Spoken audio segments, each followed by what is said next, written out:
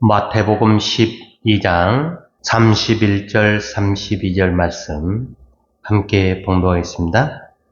그러므로 내가 너희에게 이르노니 사람에 대한 모든 죄와 모독은 사하심을 얻되 성령을 모독하는 것은 사하심을 얻지 못하겠고 또 누구든지 말로 인자를 거역하면 사하심을 얻되 누구든지 말로 성령을 거역하면 이 세상과 오는 세상에서도 사하심을 얻지 못하리라. 아멘. 자, 우리가 지금까지 하나님과 우리와의 관계에 대해서 알아봤었는데요. 보이지 않는 하나님이 우리 인간에게 어떻게 나타나셨는가? 하나님께서는 우리에게 자기 자신을 가지고 말을 걸어왔다라고 이야기를 했지요. 하나님이 우리에게 자기 자신을 가지고 말을 걸었다라고 하는 이야기는 예수 그리스도로 몸을 입고 이 땅에 직접 오셔서 우리에게 하나님을 보여주신 것이죠. 그래서 우리에게 결단을 통해서 하나님 앞에 믿음으로 나아올 수 있도록 해주셨다. 자, 하나님은 우리가 눈에 보이지 않아서 안 계신 게 아니고 이미 하나님의 말씀을 우리 가운데 넣어주셨죠. 그때가 언제였냐면은 하나님께서 태초에 사람을 창조하실 때 당신의 형상대로 우리의 영혼 속에 하나님의 형상을 불어넣어 주셨지요. 그것을 가리켜서 뭐라고 이야기를 했죠? 사람이라고 했습니다. 살아계신 하나님은 우리를 보실 때 우리가 이 땅에서 옳은 삶을 살았냐, 그른 삶을 살았냐, 옳고 그른 것을 보시는 분이 아니십니다. 하나님은 우리 인간의 상태를 보시는데 살았느냐, 죽었느냐, 오직 그걸로 하나님께서 보시고 계신다라는 이야기죠. 그러나 우리들은 그런 하나님을 보지를 않지요. 아담의 죄를 범함으로 말미암아 우리 인간은, 이 땅에 살고 있는 모든 인간은 이미 죽은 존재들이죠. 죽었다라고 하는 것은 살아있지 않다라고 하는 겁니다. 그래서 사람들이 살기 위해서 몸부림을 치는 것이죠. 우리 인간의 영혼의 그 구조를 보면은 제일 먼저 다가온 게 의식이라고 이야기를 했죠. 그리고 그 의식에 영양분을 공급해 주는 것이 개인 무의식이라고 하는 리비도라고 이야기를 했습니다. 이 리비도의 요구를 우리의 의식은 거부할 수가 없습니다. 인간이 리비도의 요구를 거부한다라고 하는 것은 완전 불가능하다. 아무리 뛰어난 사람이라 할지라도 이 리비도의 요구를 거부할 수 있는 존재는 없다라고 보면 됩니다. 그렇지만 이 리비도보다도 수천만 배가 더 큰 새로운 지평이 있는데 바로 그 개인 무의식 밑에 초개인 무의식이라고 하는 집단 무의식이라고 하는, 다른 말로 이야기해서 하나님의 형상이라고도 하고, 그리고 예수님의 인격성이라고도 하고, 예수님의 인간성이라고 하는 그 세계를 만날 수가 있게 되지요. 그 세계, 우리 인간이 태고적부터 받아왔던 모든 지식이 그곳에 차곡차곡 쌓여 있는데 그 지식이 의식을 통해서 드러나게 되면은 사람들이 말할 수 없는 지혜가 생기게 되죠. 그래서 질량 보존의 법칙이라든지 만유인력의 법칙이라든지 어떠한 획기적인 발명품들을 인간을 통해서 나타내게 되지요. 자, 인간의 리비도가 의식을 통해서 드러나게 될 때, 그렇게 되면은 인간은 오직 자기만을 위한 성을 쌓게 됩니다.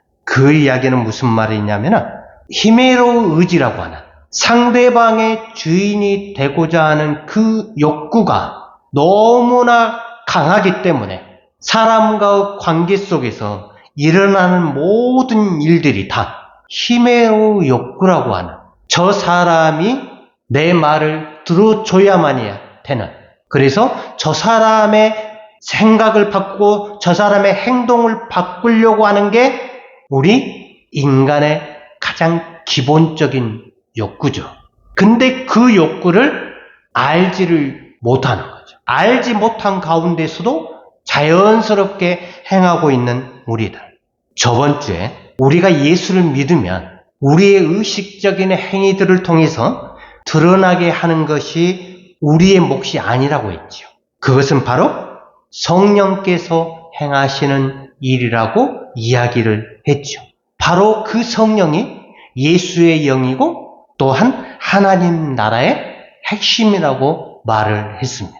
그래서 하나님의 형상이라고 하는 것이 이 초개인 무의식 속에서 우리의 의식을 향해서 끊임없이 올라오는데, 우리의 그 리비도가 그 하나님의 형상에서 올라오는 그 모든 것들을 계속해서 막아버리는 일들이 벌어지게 되지요.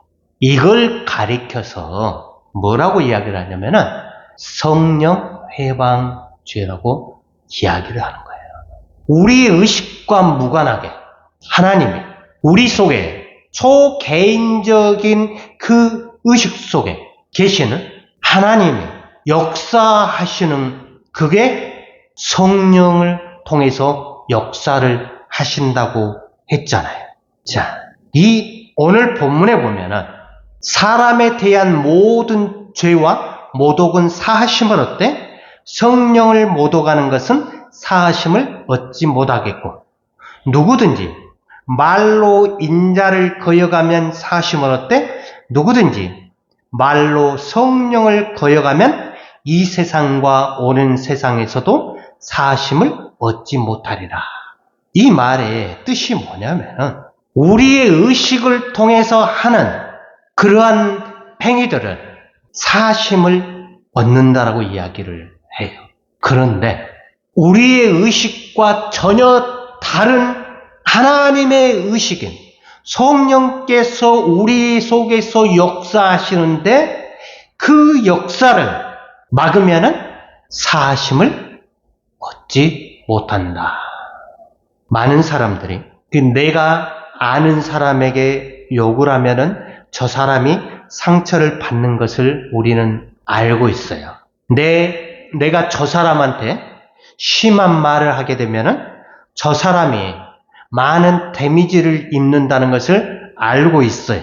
한 번 할 때는 그 욕을 하고 심한 말을 한 자신도 힘들어 하지만은 두 번 하고 세 번 하면서 스스로가 괜찮네 라고 하면서 그 욕을 하고 행하는 악한 일을 하는 그것을 스스로가 즐기게 되면 그것이 바로 내 속에서 계속적으로 양심의 요구가 하지 말라라고 함에도 불구하고 그것을 즐기게 되면은 그 사람이 하는 행위가 성령을 회방하는 죄다라고 이야기를 하는 거예요. 하나님은 그 사람이 인격이기 때문에 그 사람을 한 번에 확 꺾으려 버리는 게 아니고 한 번, 두 번, 세 번 계속해서 하나님은 기다려 주신다. 언제까지 기다려 주시느냐? 그 인생이 끝날 때까지, 이 땅의 소망이 끊어진 그날까지 하나님은 그 사람을 회개시키지 아니하시고 그대로 기다려 주신다. 그 이유가 뭐라고요? 그 사람의 인격이기 때문에 하나님은 억지로 행하지 아니하신다라는 거예요. 대부분 사람들은 한두 번 거짓말을 했다가 그 사람이 상처를 받으면 다시는 안 하잖아요. 그런데 상습적으로 꾸준하게 하게 되면은 이런 사람들이 무서운 사람들이 되는 거죠. 그래서 이런 사람이 정치를 하게 되면 사람들을 속이고 거짓말을 하면서 자기의 좋아하는 것들만을 추구하는 사람이 되겠지요. 사업을 하더라도 자기 밑에 있는 사람들을 마치 종부리듯이 하면서 자기에게 주어진 그 권한을 마음대로 휘두르겠죠. 또 이런 사람들이 학교 폭력에 가담을 하게 되면 습관적으로 남을 괴롭히고 하는 그러한 것들을 통해서 자기의 기쁨을 가져가는 그러한 사람들이 되겠지요. 이들의 행위, 좀 더 이걸 구체적으로 한번 보면은 왜 이게 이렇게 무서운 일이냐. 전쟁터에서 그 상대방을 향해서 총을 쏘게 되면은 방아쇠를 당김과 동시에 총알이 총구에서 날아가잖아요? 근데 그 총알이 날아가면서 그냥 날아가는 게 아니고 그 방아쇠를 당긴 사람의 영혼을 그 총알에다 담아가지고 날아가기 때문에 그 총알이 상대방의 심장이나 몸에 박히게 되면 그 상대방이 괴로워하는 그 모습을 보고 쾌락을 느끼는, 희열을 느끼는, 그래서 인간이 전율을 느끼는 그 쾌감, 기쁨, 그것을 맛본 사람들은 사람을 죽이는데 서슴없이 행하게 되는 거죠. 우리 인간의 말이 거의 같다라고 보면 됩니다. 우리가 하는 말이 내 입에서 나가는 순간에 나하고는 무관한 그런 말이지만 그 말에 나의 영혼을 함께 담아서 상대방에게 가기 때문에 그 상대방의 가슴에 닿게 되면은 그 말로 인해서 상대방이 괴로워하고 슬퍼하고 힘들어하는 그 모습을 보면서 내가 기쁨을 맛보고 희열을 맛보고 통쾌함을 맛보고 있다라고 하면 나의 영혼이 하나님 앞에서 너무나 많이 떨어져 나가 있다라고 보시면 되는 겁니다. 그래서 나의 감정을 상대방을 통해서 해소시키려고 하는 사람들, 그 사람들의 영혼은 하나님으로부터 너무나 많이 떨어져 있다. 만약 우리가 그러한 감정을 느낀다면 우리는 하나님의 형상을 속히 회복을 해야 되겠지요. 또 반대로 자기 자신을 힘들게 하면서 쾌감을 느끼는 사람들이 있지요. 그런 사람들을 가리켜서 세디스트라고도 하고 매저이스트라고도 하는데 우리 인간의 심리가 아주 복잡해요. 우리 인간의 양심에서는 하면 안 된다고 말하지만은 계속해서 우리는 무시하고 그 일을 행하게 되지요.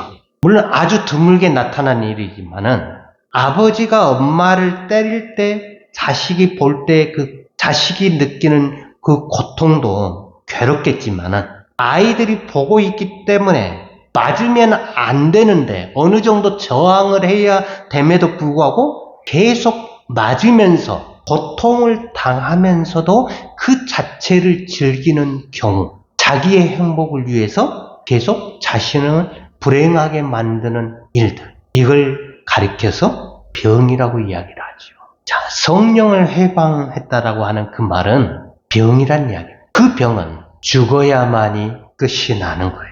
살아있는 사람을 하나님은 심판하지 아니하신다.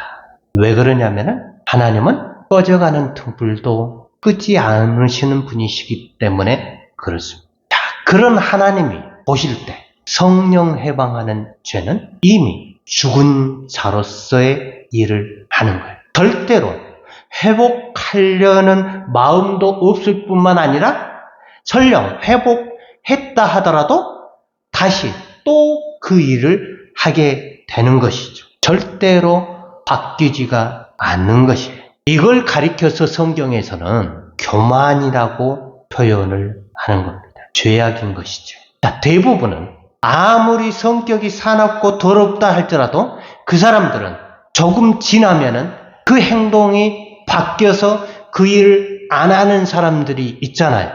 주먹으로 살던 조폭들이 변해서 새로운 사람이 되는 경우들 많잖아요. 대부분은 양심의 그 소리를 듣고 멈추고 돌아서는데 멈추지 않고 계속해서 직진하는 사람들이야말로 성령의 회방을 하는 것이다. 성령 회방제다. 예수 믿는 사람들이라고 해서 예외는 아닙니다. 교회를 다니면서 예수를 주로 고백하면서도 리비도의 요구를 따라서 행동하는 사람들, 하나님의 음성 듣기를 싫어하는 사람들, 입술의 고백과 행동이 다르다면 문제가 있는 경우겠죠. 우리 영혼의 깊은 곳이 그 초개인 무의식 속에서 말씀으로 우리에게 다가오지만 우리의 그 리비도를 통해서 계속적으로 억누르고 있는 사람들, 이게 전도를 하게 되면 확연히 드러나게 됩니다. 무슨 말이냐면 우리 초개인 무의식 속에는 하나님의 형상이라고 하는 그 지평에는 우리 인류가 살아오면서 축적된 모든 지식들이 거기에 들어있다라고 이야기를 했잖아요. 그래서 하나님의 형상, 예수의 인격성, 예수의 인간성이라고 하는 이곳에 이미 하나님으로부터 들은 말씀이 그곳에 있어요. 그렇기 때문에 복음을 전하게 되면은 그 영혼이 어떻게 예수를 주로 고백할 수 있느냐? 생전 처음 들어본 예수를 주로 고백할 수 있느냐? 그건 아니다는 거예요. 이미 그 영혼 속에 하나님으로부터 이미 들었던 말씀이 있기 때문에 전도자를 통해서 예수의 복음을 전하면 들었던 말씀이 우리의 의식 속으로 올라오게 되는 거죠. 그래서 반응을 하는데 리비도가 강한 사람은 그것을 막아버릴 것이고 리비도가 약한 사람은 그 말씀을 받고 응답을 하는 것이죠. 믿으면 구원이고 믿지 아니하면은 그 하나님의 말씀을 이미 들었던 그 하나님의 말씀을 거절하는 것이기 때문에 그 사람에게는 불신앙이라고 이야기를 하는 거예요. 믿지 않는 거라고 이야기를 하는 거예요. 그래서 그 사람에게는 심판이 임하는 거예요. 심판의 대상이라고 이야기를 해줌에도 불구하고 그 사람은 자기의 그 의식을 통해서 리비도의 그 막강한 힘을 이용해서 하나님의 말씀을 듣지 않으려고 하는, 거부하는 일을 행하게 된다. 그래서 그 사람은 하나님의 그 음성을 거부하기 때문에 하나님께서 심판을 하실 때 그 자리에 있게 되는 것이에요. 또 우리는 전도가 그래서 쉽지가 않아요. 그 사람들이 우리가 전하는 그 말을 듣는 순간에 하나님께 이미 들었던 그 말이 나타나서 그게 응답하는 순간, 반응하는 순간, 고백하는 순간 하나님의 역사가 일어나는 것이다. 우리는 전도를 해야겠지요. 자, 사람들은 교회 다니면 구원이 저절로 따라오는 것으로 알고 있어요. 예수를 믿는다고 하면은 천국이 보장된 것처럼 말을 하지요. 그런데 성경을 보면은 예수님이 말씀하신 구원과 천국은 우리가 생각하는 것과 다르다. 하나님께서 말씀하신 내 백성, 그거는 이스라엘 백성들이 생각하는 그것과 다르다. 우리는 죽어서 구원을 받고 하나님 나라에 갈 수 있다라고 그렇게 알고 있잖아요. 이스라엘 백성들이 간과한 게 있어요. 예수 믿는 우리들이 간과한 게 있어요. 그것은 바로 하나님 자신이 구원이시고 하나님 자신이 하나님 나라라고 하는 사실을 잊어버린 거예요. 예수님이 구원이시고 예수님 자체가 하나님 나라라고 하는 사실을 잊어버린 거예요. 나중에 오는 것이 아니에요. 우리들은 예수를 믿는다고 하면서도 하나님과 동행을 하지를 않지요. 하나님은 지금 여기서 나와의 인격적인 관계를 하기를 원하고 계심에도 불구하고 우리는 여전히 미래적인 걸로 생각을 하고 있다라고 하는 것입니다. 우리가 순간순간 하나님 앞에서 우리의 마음을 열지 아니하면 하나님은 우리 가운데서 역사를 하지 않으신다. 우리 영혼 속에 있는 하나님의 형상인 예수 그리스도의 인격성이 말씀을 통해서 우리의 의식을 통해서 걸어 나올 때 우리는 믿음으로 반응을 해야 한다. 하나님은 죄를 사랑하시는 분이 아니셔요. 그런데 죄악에 파묻혀 있는 자신의 형상인 사람을 사랑하고 계신다라고 하는 겁니다. 하나님은 진흙 속에 숨겨져 있는 자신의 진주를 찾아서 사랑하고 계신다. 이 하나님은 여전히 너가 어디 있느냐라고 지금도 찾고 계신다라고 하는 것입니다. 하나님의 형상인 사랑, 그 진주, 이것이 바로 하나님의 형상이고 예수의 이미지인 것입니다. 그래서 우리가 예수의 이미지를 가지고 있기 때문에 보지도 못한 예수라, 만져보지도 못한 예수지만은 선포를 통해서 전해지는 하나님의 말씀을 받아들일 때 우리가 그분의 마음을 연역해서 우리가 그림을 그리게 되지요. 예수의 이미지로 그림을 그리죠. 그래서 우리는 주님을 구주로 고백할 수 있다라고 하는 겁니다. 순간순간 우리 속에서 우리에게 말씀하시는 그 하나님의 음성을 우리는 들어야 합니다. 그게 양심을 통해서고 그리고 우리의 마음의 느낌을 통해서도 하나님께서 역사를 하시잖아요. 하나님과 순간순간 동행하는 삶이야말로 하나님의 형상을 회복할 수 있는 하나님의 사람으로서 하나님과 함께 동행하며 하나님과 함께 교제할 수 있는 인격적인 만남을 가질 수 있다라고 하는 사실을 기억하면서 우리 자신을 하나님 앞에 드리는 귀하고 복된 삶이 되기를 주님의 이름으로 축원합니다.